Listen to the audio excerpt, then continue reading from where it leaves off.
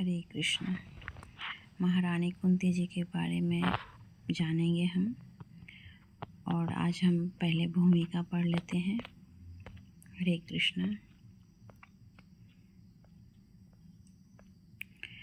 प्राचीन भारत के इतिहास में विस्फोटक युग में से महारानी कुंती का दुखद एवं वीरतापूर्ण व्यक्तित्व उभर कर सामने आता है। भारत के भव्य महाकाव्य महाभारत में, जिसमें 11,000 श्लोक है, बताया गया है कि कुंती पांडु की पत्नी तथा 5 यशस्वी पांडवों की माता थी। इस तरह से वे विनाशकारी युद्ध के जटिल राजनीतिक अभिनय के प्रधान पात्रों में एक थी, जो कुरुक्षेत्र में 50 सदी पूर्व लड़ा गया था, जिसने विश्व घटनाओं के प्रवाह को बदल डाला।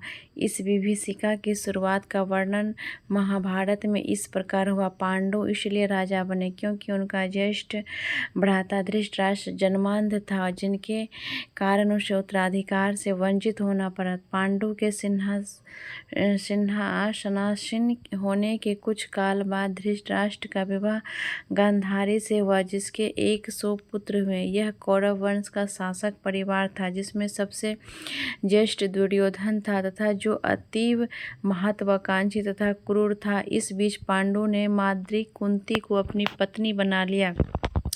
कुंती का पूर्व नाम प्रीथा था। वह यशस्वी यदुवंश के प्रधान शूरसेन की पुत्री थी। महाभारत के अनुसार कुंती स्वरूपवान तथा चरित्रवान थी। वे धर्म तथा अपने व्रत की पक्की थी। उन्हें असामान्य वर प्राप्त थे। अभी कुंती छोटी थी, तभी उनके पिता ने अपने निःसंतान चचेरे भाई तथा घनिष्ठ मित्र कुंती भोज को गोद लेने के लिए दे दिया था। इसीलिए कुंती नाम पड़ा। अपने पोष्य पिता के घर में कुंती को अतिथियों के सत्कार का काम सौंपा गया था। एक दिन महर्षि तथा योगी दुर्वासा वहां आए और कुंती की निस्वार्थ सेवा से प्रसन्न हो गए। अपनी दिव्य दृष्टि द्वारा दुर्वासा जान गए कि कुंती को पुत्र जन्मने में कठिनाई हो सकती है। अतएव उन्होंने यह वर दिया कि वे किसी भी देवता का आवाहन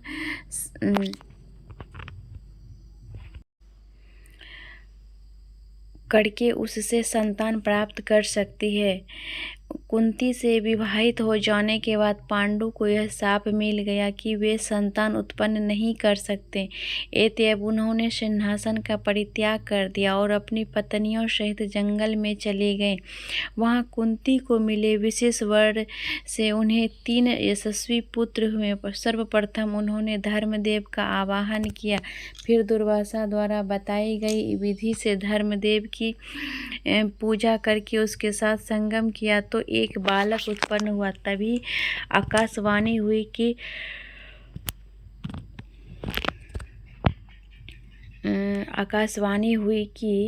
हरे कृष्ण, यह बालक युधिष्ठिर कहलाएगा और अत्यंत गुणी होगा। यह भव्य दृढ़ व्रत त्यागी तथा तीनों जगत में विख्यात होगा। तब पांडु ने कुंती से कहा कि वे अत्यंत हिष्ट पुष्ट पुत्र उत्पन्न करें। फलतः कुंती ने वायु का आवाहन किया, जिससे बलशाली भीम उत्पन्न हुआ। भीम के उत्पन्न होने पर देवी वाणी हुई, यह बालक समस्त बलशालियों में अग्रगण्य होगा। तत्पश्चात पांडु ने जंगल के ऋषियों मुनियों से परामर्श किया और तब कुंती से 1 वर्ष की तपस्या का व्रत लेने को कहा। इस अवधि के बीतने पर पांडु ने कुंती से कहा, हे सुंदरी, स्वर्ग का राजा इंद्र तुम पर प्रसन्न है। अतएव उसका आवाहन करके पुत्र को जन्म दो। तब कुंती ने इंद्र का आवाहन किया और उससे उन्हें अर्जुन नामक पुत्र उत्पन्न हुआ। इस प्रकार के जन्म लेते ही वही आकाशवाणी हुई, हे कुंती, यह बालक कार्तवीर तथा शिवी के समान बलशाली होगा और युद्ध में साक्षात इंद्र से भी पराजित नहीं होगा। यह तुम्हारे नाम को सर्वत्र फैलाएगा। हरे कृष्ण। और अपने देवी हथियार प्राप्त करेगा। इसके बाद पांडु की कनिष्ठा पत्नी माद्री ने नकुल तथा सहदेव नामक 2 पुत्रों को जन्म दिया। पांडु के ये 5 पुत्र युधिष्ठिर, भीम, अर्जुन, नकुल तथा सहदेव पांडव कहलाए। चूँकि पांडु सिंहासन त्याग कर जंगल चले गए थे, अतएव जब तक पांडु के ज्येष्ठ पुत्र युधिष्ठिर बड़े न हो जाए तब तक धृतराष्ट्र ने सिंहासन संभाला। किंतु इसके पूर्व ही शापवश पांडु की मृत्यु हो गई और माद्री उन्हीं के साथ चिता में भस्म हो गई। इस तरह महारानी कुंती की देखरेख में पांचों पांडव बचे रहे। हरे कृष्ण। हरे कृष्णा। पांडु की मृत्यु के बाद जंगल में निवास करने वाले ऋषि मुनियों ने पांचों कुमारों तथा कुंती को कौरवों के दरबार हस्तिनापुर में पहुंचा दिए। ये पांचों बालक राजधानी हस्तिनापुर में शाही ढंग से धृतराष्ट्र तथा विदुर के मार्गदर्शन में पले।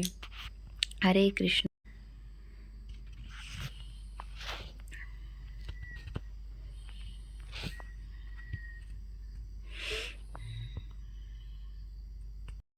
हरे कृष्ण।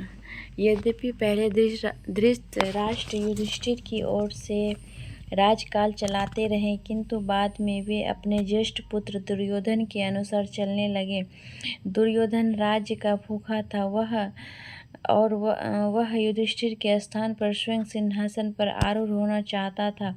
वह ईर्ष्यावश पांडवों के विरुद्ध षड्यंत्र रचने लगा और असक्त धृतराष्ट्र की सहमति से उनको सताने लगा। उसने हस्तिनापुर में उनके प्राण लेने के कई प्रयास किए और फिर लाक्षागृह में ले जाकर उसमें अग्नि लगवाकर उनकी हत्या करानी चाहिए। इन पांचों युवा पांडवों के साथ उनकी धैर्यवान माता कुंती लगातार रही आई और अपने प्रिय पुत्रों के साथ दुर्योधन की यातनाएं सहती रही।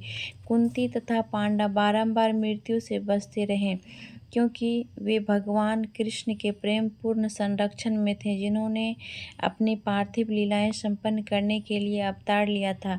अंततोगत्वा जुआ की बाजी में चतुर राजनीतिज्ञ दुर्योधन ने पांडवों से छल द्वारा राज ले लिया। इस बाजी के फलस्वरूप द्रौपदी को कौरवों के अपशब्द सुनने पड़े और पांडवों को 13 वर्ष वनवास में बिताने पड़े, जिससे कुंती को महान शोक हुआ। जब 13 वर्ष का वनवास समाप्त हुआ तो पांडव अपना राज्य लेने हस्तिनापुर लौटे, किंतु दुर्योधन ने राज्य देने से इनकार कर दिया। हरे कृष्ण। पहले तो युधिष्ठिर ने मालिन्य को शांत करने का प्रयास किया, किंतु विफल होने पर उन्होंने श्री कृष्ण को भेजा, जिससे शांतिपूर्ण ढंग से पांडवों को उनका राज्य मिल सके। किंतु दुर्योधन की हठवादिता के कारण यह प्रयत्न भी असफल आया और दोनों पक्ष युद्ध की तैयारी करने लगे। युधिष्ठिर को सिंहासन पर बिठाने या उनका विरोध करने के उद्देश्य से पृथ्वी के सभी कोनों से महान योद्धा एकत्र होने लगे और विनाशकारी विशुद्ध के लिए मंच स्थापित हो गया।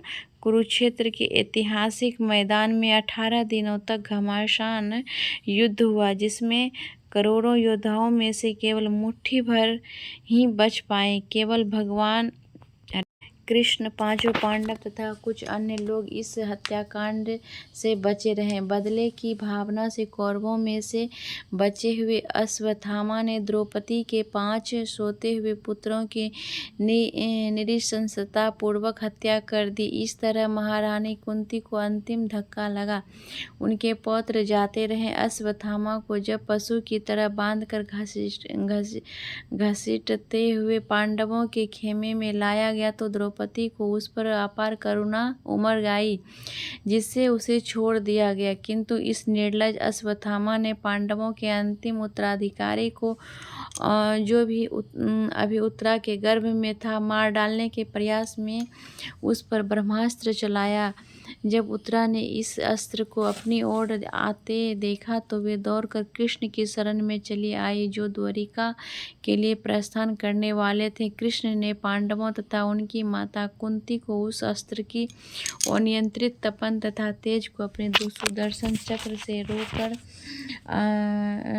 रोककर रोककर आसन्न मृत्यु से बचाया। इन अंतिम विपत्ति से पांडवों का उद्धार करके तथा अपनी योजनाओं को परिपूर्ण हुआ देखकर कृष्ण पुनः विदा होने के लिए उद्यत हुए। दुर्योधन ने वर्षों से कुंती के परिवार को पीड़ित कर रखा था, किंतु हर बार कृष्ण ने उनकी रक्षा की थी। अब कृष्ण जा रहे थे, इसीलिए कुंती भाव विभोर थी और उन्होंने अपने अंत स्थल से कृष्ण से प्रार्थना की। कुंती कृष्ण की बुआ थी, किंतु इस पारिवारिक संबंध के बावजूद वे कृष्ण के उच्च पद तथा उनके देवी स्वरूप से परिचित थी। वे भली भांति जानती थी कि कृष्ण अपने बैकुंठ स्थित धाम से पृथ्वी को आसुरी सैन्य शक्ति से मुक्त कराने तथा धर्म की पुनर्स्थापना के लिए अवतरित हुए थे। महायुद्ध के पूर्व कृष्ण ने अपने